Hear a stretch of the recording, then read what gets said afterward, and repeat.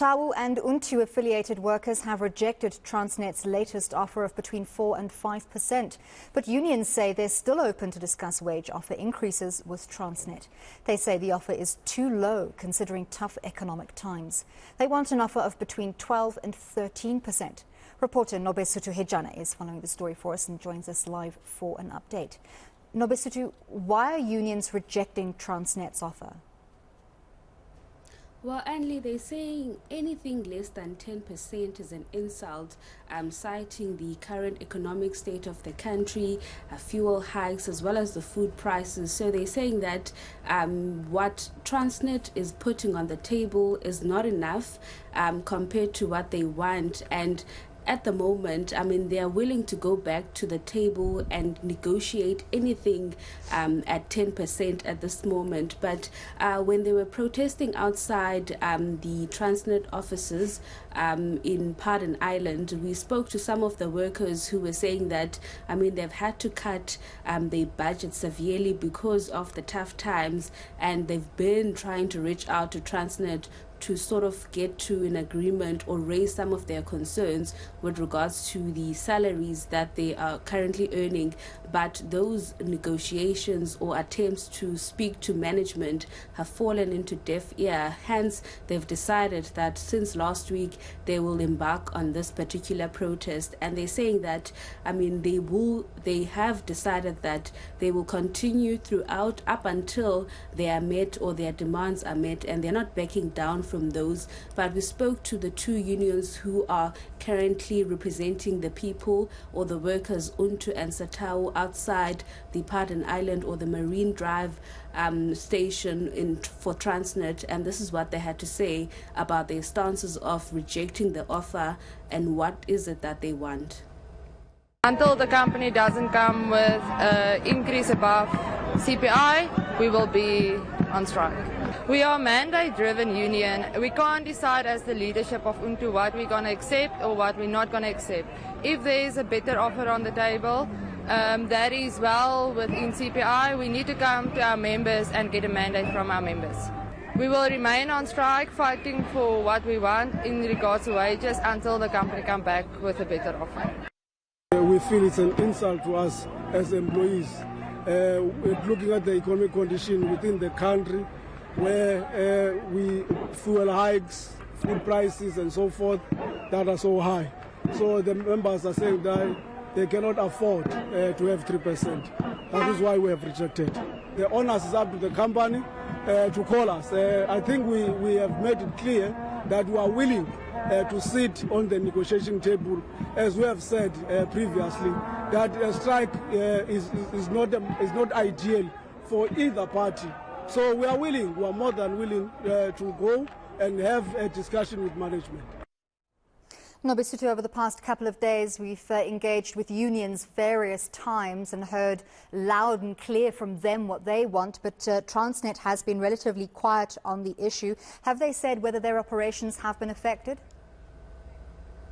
Well, Transnet here in the Western Cape, citing the three ports, the Mossel Bay, Saldanha Bay, as well as the Cape Town, they're saying that they've been feeling the heat, especially with the marine services, where the docking and the shipping has been interrupted. But at the same time, they're also saying that they've been able to operate or function with the strike currently ongoing. But they were saying that they're hoping that the negotiations will reach or yield positive results this week to ensure that people are back at work and the operations are continuing. We spoke to the executive managing for the three ports here in the Western Cape, Advocate Phyllis DeForty, who was telling me that, even though it's tough times, but they are willing to go back to the drawing tables with the workers and the unions to discuss any possible ways to get them back to the work.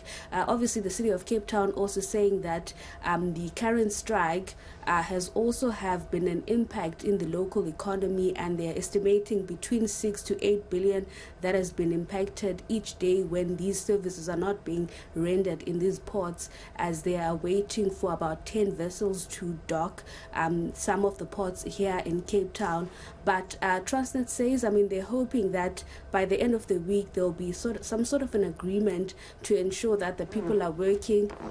Because I've also reached out to the wine industry just to find out whether their exports have been impacted, but they're saying at this time it's hard to quantify the financial losses as the strike has not yet impacted their work or their businesses. But should it continue throughout the week, maybe by Friday, they will definitely have something to say, or whether they will talk about some of what they've recorded in terms of like the loss. But also Transnet also saying that at this stage they can't quantify the financial impact or losses because they calculate them monthly. So at this stage, this particular strike has not severely impacted them financially, but when it comes to the marine services, they've been hit hard. But this is what Transnet in the province had to say about the current ongoing strike. Speaking from the Transnet National Ports Authority point of view, as I said, we can feel the heat a lot through our marine services, which are our key and critical skills. But as I've said, we are able to man the tugs because we need the services of the tug in order to sail or dock a vessel. And as I've indicated, they've been operational all along since the beginning of the strike from the 5th of October 2022. Nobesuthu, we know no agreement was reached today, those negotiations collapsing. Setawu calling for the intervention of President Cyril Ramaphosa and Minister Pravin Gordhan. But do we know whether mediation at the CCMA will continue tomorrow? Well, what we know at this stage is that the workers and the unions are going back to the streets as they are demanding that Transnet meets them halfway, saying that anything less than 10% is not ideal at this stage as they want those double digits. So if the negotiations are continuing, like we've heard from Transnet also, that they will bring back their negotiating team to go back and meet with the unions to ensure that they try to meet them halfway so that the production is back on track. So the people at this stage are saying that they will continue with their protest. So we will see tomorrow whether there's been an update with regards to what has been put on the table again and whether these unions are agreeing with what has been put on the table by the employer. Thank you very much, Nobesuthu Hejana. Certainly this strike at Transnet is the leading story across South Africa. Some people saying it's going to have a worse impact on South Africa's economy than load shedding.